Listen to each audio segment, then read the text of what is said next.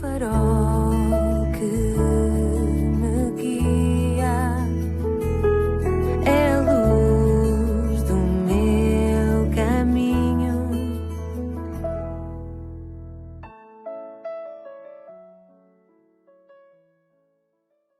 Bem-vindo à 286ª edição do programa Pedindo Luz. O tema hoje é Nome Maravilhoso. Nós lemos na Bíblia do Senhor Jesus Cristo: o seu nome será maravilhoso. Isaías 9:6. Nos tempos antigos, todos os nomes tinham significado, e isso ainda hoje acontece. O meu nome, Carlos, é de origem alemã e quer dizer forte. Este facto tem-me feito lembrar muitas vezes que não posso ser fraco. Em muitos círculos sociais, como o dos mineiros, o dos militares ou dos madeireiros, praticamente todos os homens têm uma alcunha que reflete alguma característica ou traço pessoal. Muitas vezes, a alcunha descreve melhor o homem do que o seu próprio nome. Na América do Sul, havia um guerrilheiro, penso que na Colômbia, pertencente às FARC, Forças Armadas Revolucionárias da Colômbia, que era tão terrível e mau que recebeu a alcunha de Hitler. Um dia, um missionário conseguiu chegar até ele na floresta, levando-lhe o Evangelho da Salvação em Cristo, e ele converteu-se ao Senhor Jesus Cristo genuinamente. Quando, após a sua conversão, alguém voltou a chamar-lhe de Hitler, ele disse: "Não me chamem mais Hitler, o meu nome agora é Lázaro." Ele escolheu outro nome que tinha mais a ver com a sua nova vida. Ele achava-se como alguém como Lázaro, que tinha estado morto e agora tinha ressuscitado para uma vida nova. Todos os nossos apelidos têm origem em algo com significado. Todos os nomes bíblicos também possuem um significado. E ao lermos as Escrituras é sempre útil procurar o significado dos nomes próprios para melhor entendermos o seu contexto. Li que existirão 256 nomes dados ao Senhor Jesus Cristo na Bíblia. E suponho que isso se deva ao facto de ele ser infinitamente maior do que aquilo que qualquer nome individual poderia expressar. Nenhum nome por si consegue abarcar tudo aquilo que ele é. Tão grande é a sua pessoa. Dos muitos nomes atribuídos ao Senhor Jesus Cristo, o meu propósito neste momento é considerar brevemente apenas este: maravilhoso. A Bíblia diz em Isaías 9:6, o seu nome será maravilhoso. Vamos então refletir sobre isto um pouco e ver se este nome corresponde à pessoa que ele é. Este nome foi profetizado 800 anos antes do seu nascimento. É um nome que lhe assenta muito bem, como verás. Este nome é bem adequado a ele. Maravilhoso significa algo que transcende o comum, algo que está muito além do ordinário.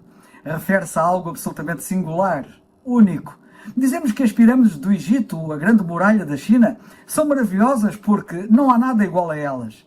É assim o Senhor Jesus Cristo, incomparável, único, maravilhoso.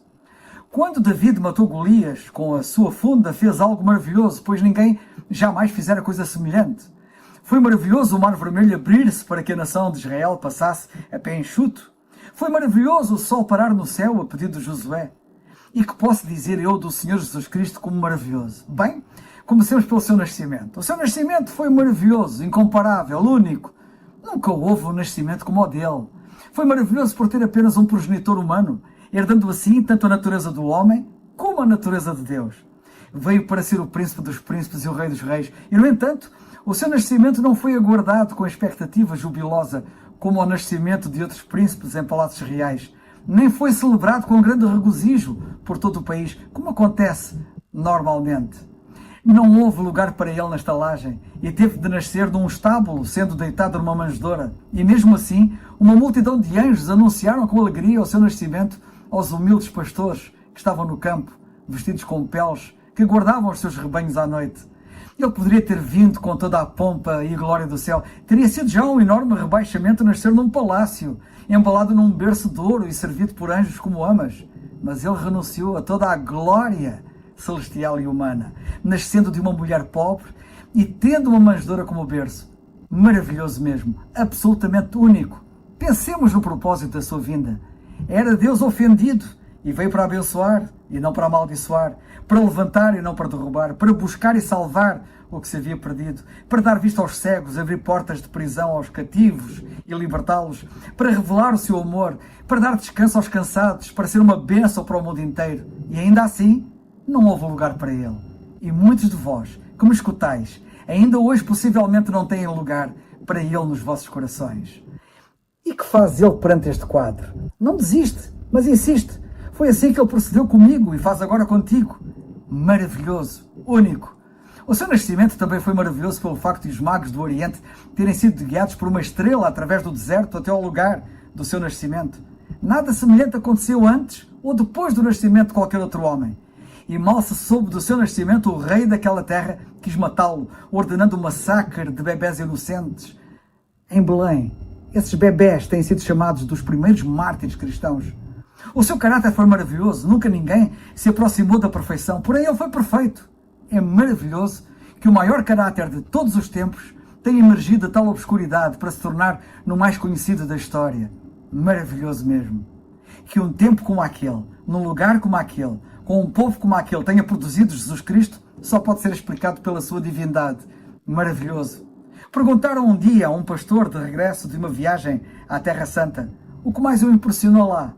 Nazaré, respondeu ele. Porquê? Perguntaram. Porque as mesmas pessoas que vivem lá hoje são semelhantes às do tempo de Jesus Cristo. E são das piores que já vi. Preguiçosas, lascivas, ignorantes, indescritivelmente perversas. Pensar que ele saiu do meio desse povo é para mim uma prova da sua divindade. Se eu não acreditasse antes, teria de acreditar agora. A sua vida foi maravilhosa. Maravilhosa pela sua abnegação, pela sua santidade e pela sua utilidade. Até os seus inimigos não puderam apresentar nenhuma acusação válida contra ele, a não ser o facto de ele afirmar ser o Filho de Deus e decorar ao sábado. Não há qualquer vestígio de egoísmo ou de interesse próprio na história da sua vida. Estava sempre a ajudar os outros, mas nunca fez nada para se beneficiar a si próprio. Maravilhoso. Tinha poder para transformar pedras em pão, mas jejuou 40 dias sem o fazer. Maravilhoso. Escapando de inimigos que o queriam matar, viu um cego de nascença e parou para lhe dar vista, arriscando a própria vida.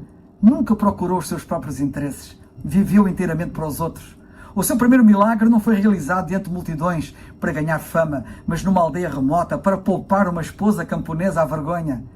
Teve compaixão das multidões famintas, chorou sobre Jerusalém, mas nunca teve pena de si próprio. Maravilhoso. O seu ensino foi maravilhoso pela forma como ensinava. Disseram que nunca alguém ensinara como ele. Maravilhoso.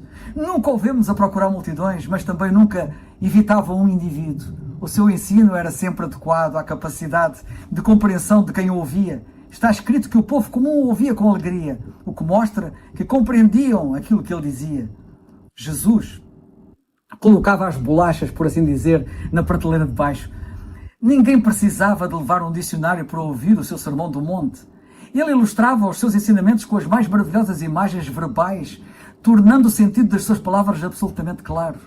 É maravilhoso que este humilde camponês da Galileia, que talvez nunca tenha frequentado uma escola sequer, que se tenha tornado o mestre dos mestres para toda a eternidade. Maravilhoso. Ele é um Salvador maravilhoso. Diz-se que não há nada de novo debaixo do sol. E de certo modo é verdade.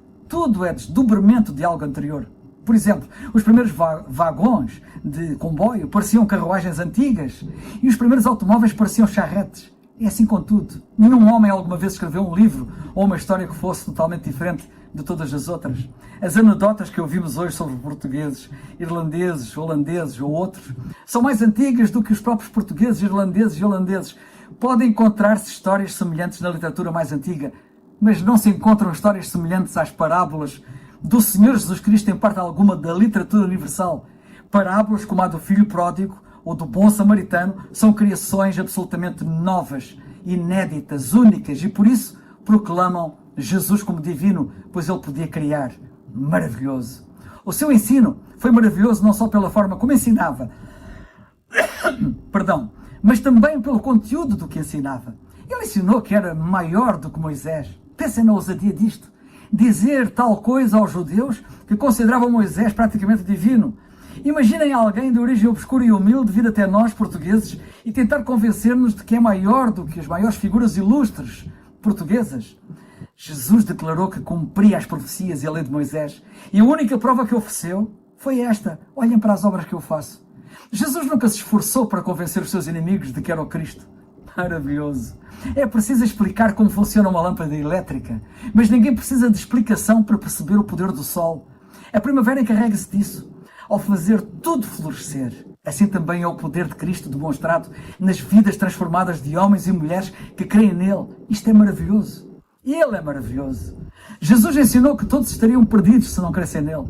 Já vi multidões de pessoas salvas, mas nunca vi alguém que fosse salvo sem crer em Cristo. Vai ao lugar do mundo mais próximo do inferno e verás que está cheio de odiadores de Jesus Cristo. Não é preciso discutir. Entra num antro de vício e todos os que lá estão são inimigos de Cristo. E quanto mais os encontrares reunidos, mais esse lugar se parecerá com o inferno.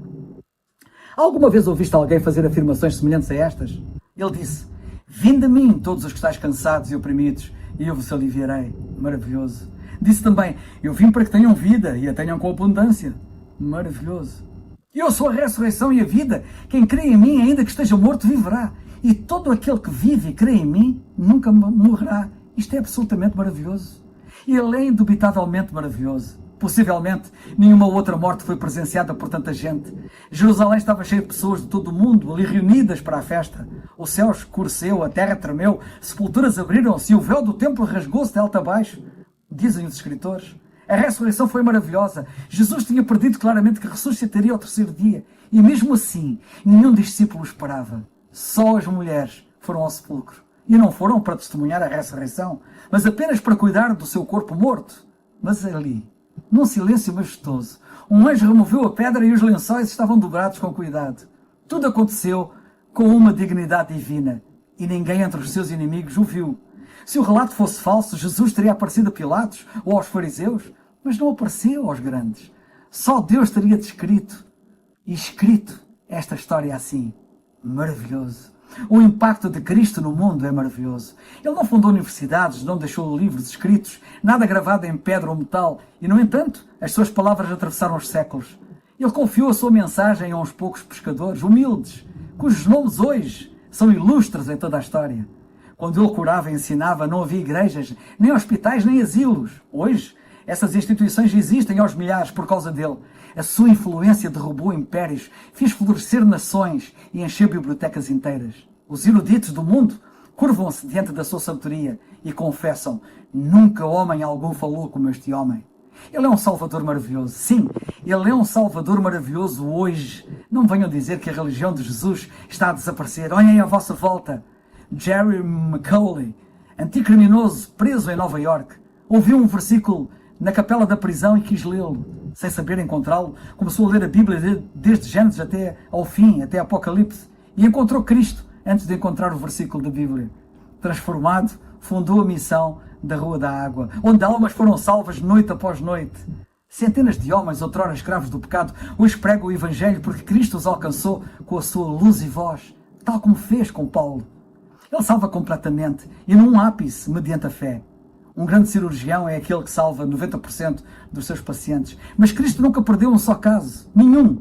Não existe caso demasiado difícil para ele. Ao mais pequeno toque ou palavra, os pecadores são libertos. Ele salva de imediato. O que vem a mim, disse ele, de modo nenhum o lançarei fora. A todos quantos o receberam, deu-lhes o poder de serem feitos filhos de Deus. Um maquinista perguntou: posso ser salvo em 10 minutos? Em 10 segundos, respondeu o pregador. Ele ajoelhou-se, foi salvo num instante e ainda lhe sobraram uma série de minutos. E agora? E agora? Deixo-vos esta pergunta. Deixe-te esta pergunta. Este Salvador maravilhoso já te salvou a ti? Tu conheces o Senhor Jesus Cristo como teu Salvador? Quando a evidência é tão clara e os séculos confirmam o poder do Senhor Jesus Cristo, não é extraordinário que ainda haja quem seja indiferente a Ele? Crê no Senhor Jesus Cristo e serás tu próprio salvo. Atos 16, 31. É o farol que